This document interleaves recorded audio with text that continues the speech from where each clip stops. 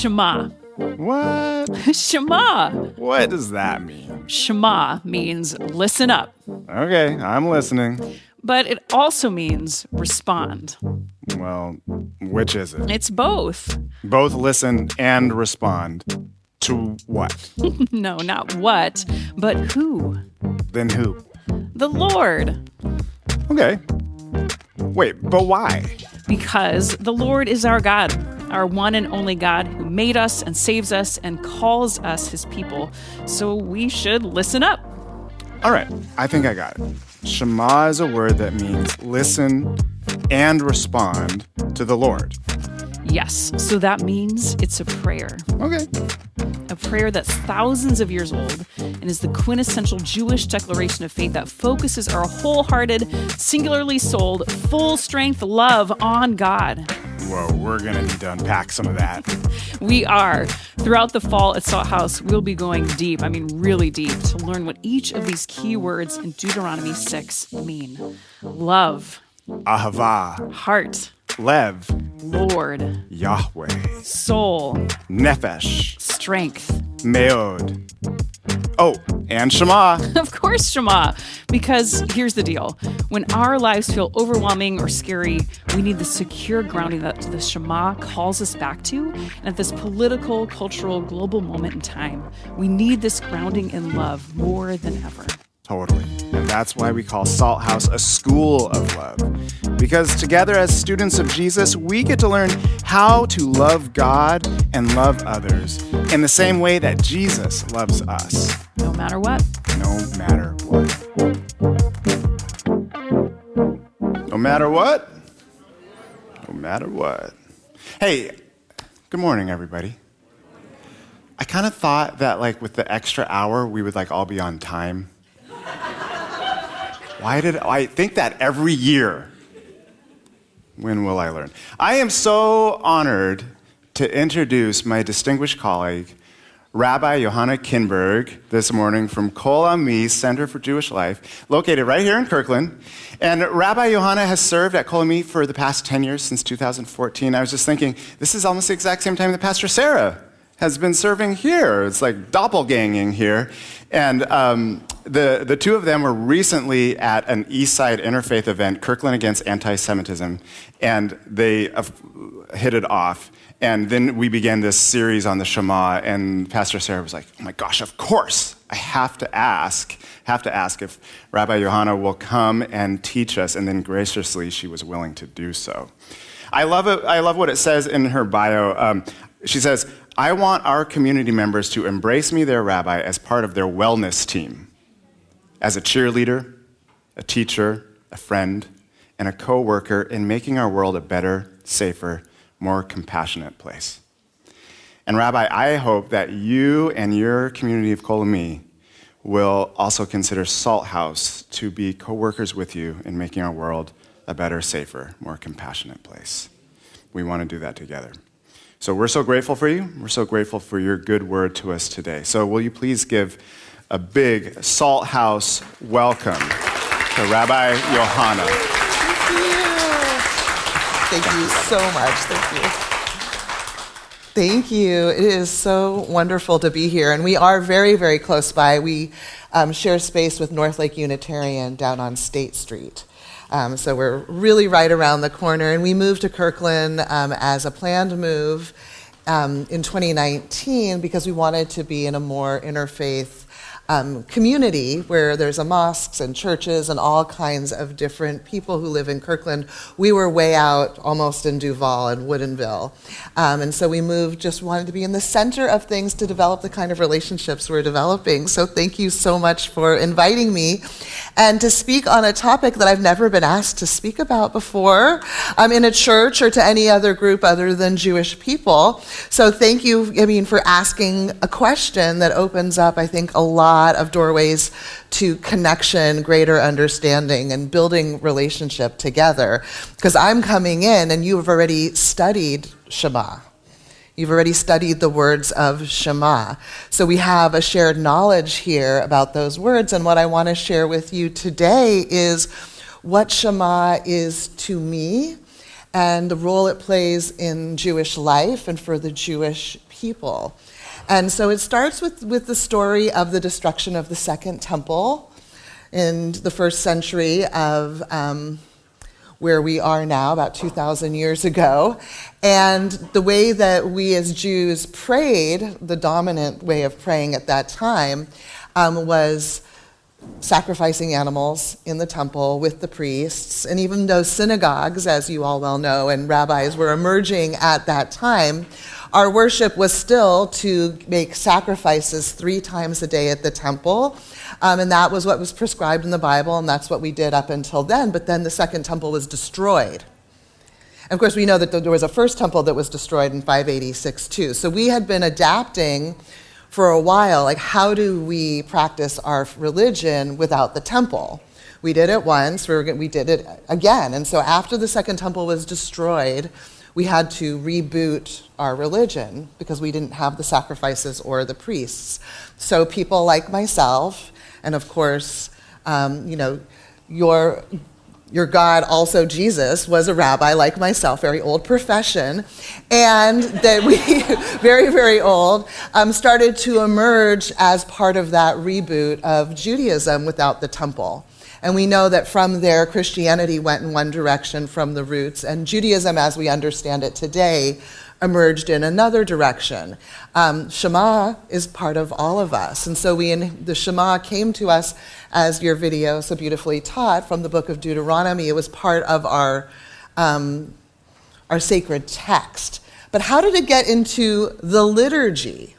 How do you go from something being part of a sacred text that would have been read only once a year in the cycle of reading the Torah throughout the year to being something that in Judaism we say 3 times a day? And that is related to the destruction of the temple, because when the temple was destroyed and the priesthood was destroyed, we replaced sacrifice with prayer. So Jews traditionally pray 3 times a day, and central to that 3 times a day prayer is saying Shema. So Shema is our central prayer, our core prayer, and it is with us 3 times a day in our prayers. Hear, listen, Israel, Adonai, Yud He Vav He, God's unspeakable name is your God. Yud He Vav He, God's unspeakable name is one, Echad. That's sort of how we understand it. And the beautiful piece of liturgy that you sang about God being I am, that God is I am, and the rewriting of that relates to our understanding of what the name of God is in Shema, which is a tetragrammaton, the 4-letter name for God that we don't know how to pronounce as human beings, according to the Jewish tradition. Some people say it's Yahweh or Yehovah. As Jews, we reject that because we don't have the vowels. All we have is the consonants. So our tradition is no one knows how to say God's name. So when you see that word, you say Adonai, which in Hebrew just means my Lord, because we're not going to try to pronounce it. That 4-letter tetragrammaton appears twice in Shema. Shema Yisrael, Adonai, which is the unspeakable name. Eloheinu is our God. Adonai, the unspeakable name, is oneness, unity. Everything is connected. So we have that which we cannot say, we can't grace, but we can't name, here's your clue, human beings, listen up. It is oneness, it is unity, it is that which is indivisible, it is I am. And I believe Dr. Martin Luther King taught that God is the only energy that can ever say I am, period, and put a period after that. All of us are I am a daughter, I am a mother, I am a rabbi. God is just I am, existence. And what we do know about that 4-letter word, the tetragrammaton, is we do know what its root is, because it's a Hebrew word. And so I can look at it and say, oh, this is what it has to do with. And the root of that Hebrew word is to be. So God is all that was, because it's to be in the infinity, was, is, and will forevermore be. So you can imagine that loop, that sign of infinity, never-ending oneness. So when we say Shema, we say, hear, listen up, pay attention, Israel. This never-ending oneness, source of all possibility and creativity, source of all connection and oneness, is Eloheinu, our God, This is one, unity. And that's our central prayer that we started saying 3 times a day as part of our daily prayers after the destruction of the Second Temple 2,000 years ago. So we've been carrying that prayer with us 3 times a day. In the Mishnah, which is the first important sort of big collection of Jewish thought after the destruction of the temple, which is from around the year 200 of the Common Era, the book opens, the first words are, when do we know it's the right time to say the Shema in the morning? How do we know what morning is? Because you're supposed to do sacrifices 3 times a day, therefore you say Shema 3 times a day, but what's the morning? And so the rabbis debate it, like how does the sun have to be completely up? Can you say it till noon? There's a lot of conversation, but the teaching that speaks to me most is they say that when you are walking down the path and someone's coming towards you and you can recognize, it's light enough to recognize your friend's face, that's when you can say the Shema. And so they've been debating and talking about the importance of this prayer for a very long time, but we inherited that. So we've inherited saying Shema 3 times a day. So I inherited as a child, and this is true for many Jewish children, that the first prayer you learn in your life is Shema Yisrael. And the way that you learn it is you say it every single night before you go to sleep with your parents at bedside. And so that's what I did growing up and with my children, is every night we sit down and we say, and the way that we sing it, sort of the standard Jewish way, is we chant it aloud. And we say, Shema Yisrael Adonai Eloheinu Adonai Echad, on the hard D. You might ask, why the hard D? It's a reminder at the end that inside the word Shema in the Torah, and the word Shema, the first word, the last letter of it in Hebrew is jumbo, and the last letter of the last word is jumbo, and that's an ayin and a dalet, and when you put those 2 letters together, it spells witness, ed. So there's also something in the tradition about being a witness and saying Shema and witnessing in the world. So that's why we do the hard D, is also to remember our role in humanity, not as a witness and a co-creator, not a passive witness, always an active witness. So Shema we say 3 times a day. It's the first prayer that you learn, so it becomes a part of you from even pre-language, because you'll be saying it with your babies. And in Judaism, it is also the last thing you say before you die. So our version of last rites would be the last words on your lips are supposed to be the words Shema Yisrael, Adonai Eloheinu, Adonai Echad. We have a famous story about Rabbi Akiva, a martyr, in Roman times, he's being wrapped in a Torah scroll and burned alive, and his last words are Shema Yisrael. Those are the kinds of stories we have about people saying last words of Shema Yisrael. We also know from phone footage from the Nova Festival that people were crying out Shema Yisrael as they were being murdered last October 7th, too. I knew they were saying that because I know what Jews say right before they die. That's what we say. So it's our first prayer and it's our last prayer. We say it 3 times a day, and it is also on the doorposts of our houses and the gates of our cities. So the mezuzah is an amulet on the doorposts of Jewish homes. Inside of it is the written words of Shema, and we kiss it every single time we walk in and out of our house. You acknowledge it and kiss it every single time you walk in and out of your house. We also, of course, have car mezuzahs too, so you can put one in your car because it's an amulet for protection. And people also wear them with the scroll, with the words of Shema on their bodies also. So that you can understand how deep and important this prayer is in our lives. It is ever present all the time. It is central to who we are. Hear, listen up, Israel. The eternal is all that was and is, will ever be. The eternal is, and this is where we like to focus, is on one. and in a non-dual understanding of the world. To not see things in binaries.